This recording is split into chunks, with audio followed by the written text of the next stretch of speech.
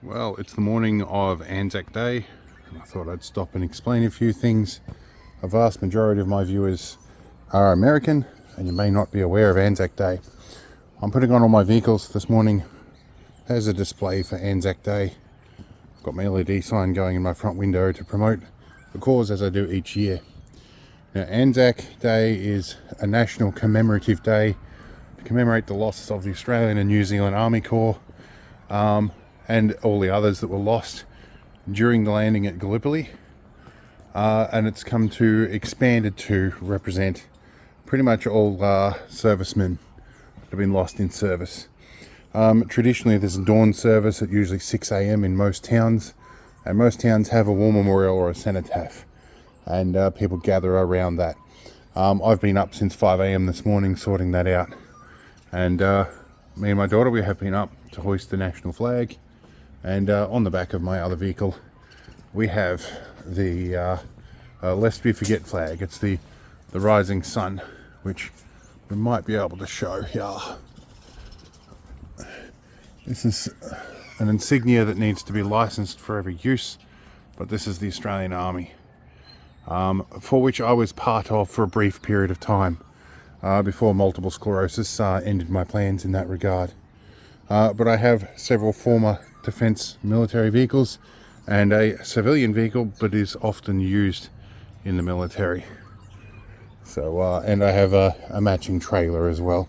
So it's tradition for Anzac Day. There is often a parade where people who have either family or relatives that have served in the military forces that are no longer with us, it is tradition to march in a parade. And if they have any medals, this is one of very few exceptions where you can wear a medal that didn't directly belong to you. You can wear your family medals to represent them in the parade. There is a family member that has a medal in our family. However, I have not been in the parade. It's emotionally very taxing for me. And so I pay my respects every year at dawn service, and in a less direct role. I've been involved with a military museum for more than 20 years as well. That was founded by my old warrant officer. And so that's been where I've spent a bulk of my efforts, is reminding people that those who forget the past are doomed to repeat it, which I think at the moment is somewhat foreboding. I won't go into detail because this is not a political channel. But I thought I'd just go over some of the things I've been doing this morning. Now, I'm going to go into my badge collection and explain another element there.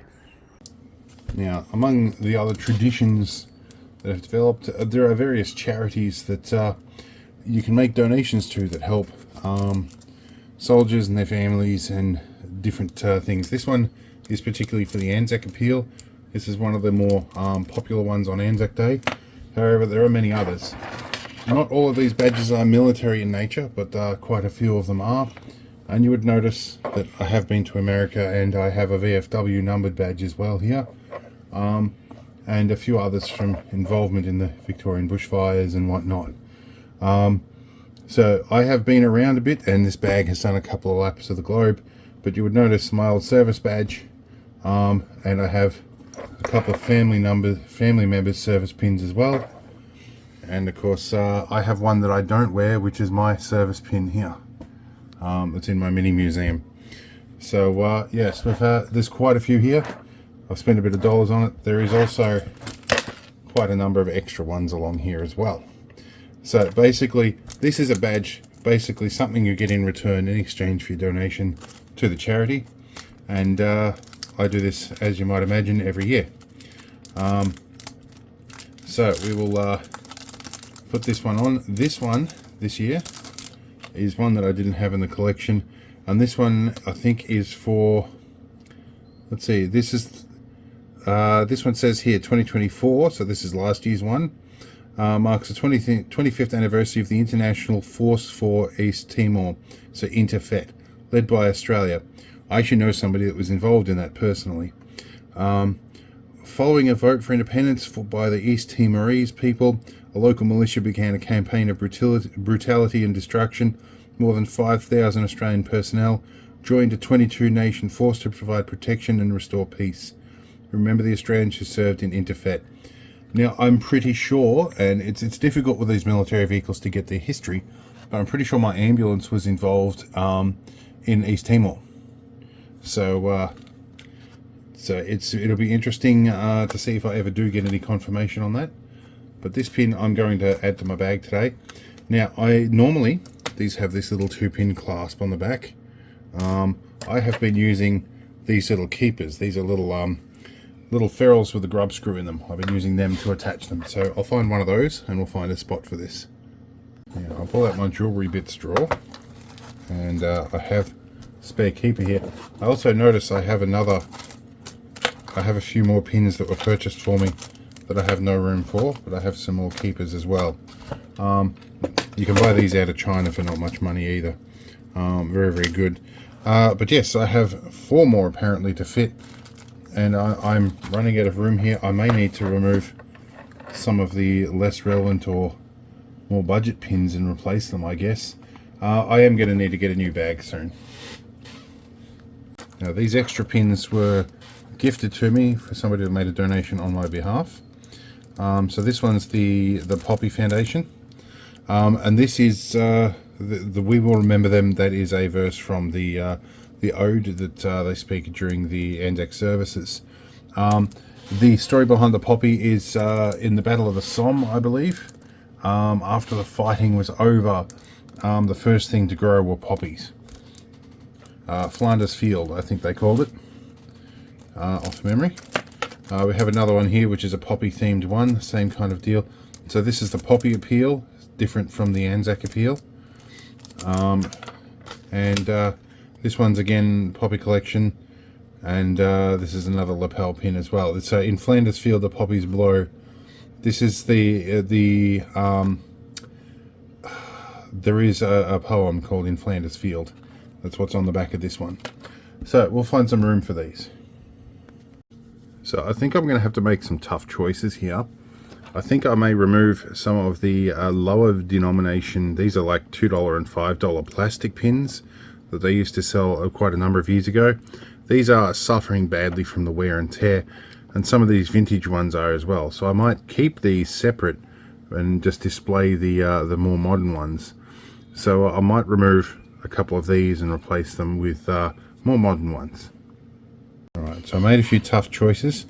Removed some of the older, lower denomination ones, and these usually say on the back how much they are worth.